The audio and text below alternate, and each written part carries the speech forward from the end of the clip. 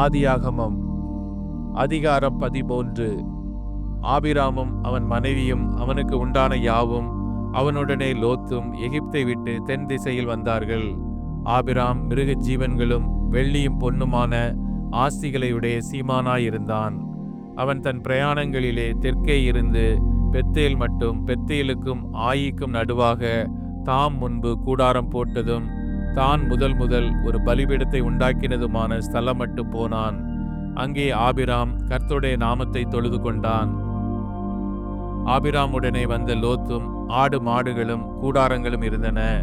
அவர்கள் ஒருமித்து குடியிருக்க அந்த பூமி அவர்களை தாங்க கூடாதிருந்தது.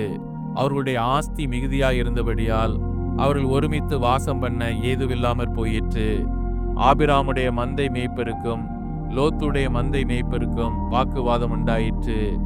அக்காலத்திலே கானானியரும் பெரிசியரும் அத்தேசத்தில் குடியிருந்தார்கள். ஆபிராம் லோத்தை நோக்கி, எனக்கும் உனக்கும் என் மேய்ப்பருக்கும் உன் மேய்ப்பருக்கும் வாக்குவாதம் வேண்டாம், நாம் சகோதரர். இந்த தேசமெல்லாம் உனக்கு முன் இருக்கிறதல்லவா? நீ என்னை விட்டு பிரிந்து போகலாம்.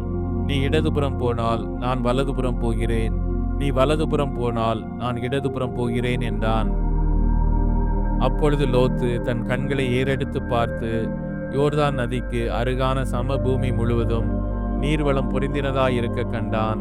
கர்த்தர் சோதோமையும் கொமோராவையும் அழிக்கும் முன்னே சோவாருக்கு போம் வழி மட்டும் அது கர்த்தருடைய தோட்டத்தைப் போலவும் எகிப்து தேசத்தைப் போலவும் இருந்தது. அப்பொழுது லோத்து யோர்தானுக்கு அருகான சம பூமி முழுவதையும் தெரிந்து கொண்டு கிழக்கே பிரயாணப்பட்டு போனான். இப்படி அவர்கள் ஒருவரை ஒருவர் விட்டு பிரிந்தார்கள். ஆபிராம் கானான் தேசத்தில் குடியிருந்தான். லோத்து அந்த யோர்தானுக்கு அருகான சம பூமியில் உள்ள பட்டணங்களில் வாசம் பண்ணி சோதோமுக்கு நேரே கூடாரம் போட்டான். சோதோமின் ஜனங்கள் பொல்லாதவர்களும் கர்த்தருக்கு முன்பாக மகா பாவிகளுமாயிருந்தார்கள்.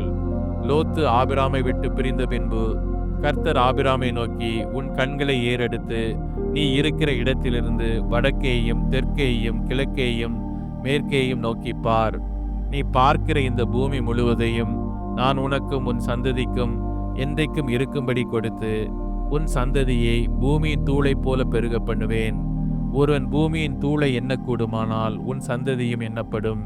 நீ எழுந்து தேசத்தின் நீளமும் அகலமும் எம்மட்டோ அம்மட்டும் நடந்து திரி, உனக்கு அதை தருவேன் என்றார். அப்பொழுது ஆபிராம் கூடாரத்தை பெயர்த்து கொண்டு போய் எபிரோனில் இருக்கும் மம்ரேயின் சம பூமியில் சேர்ந்து குடியிருந்து அங்கே கர்த்தருக்கு ஒரு பலிபீடத்தை கட்டினான்.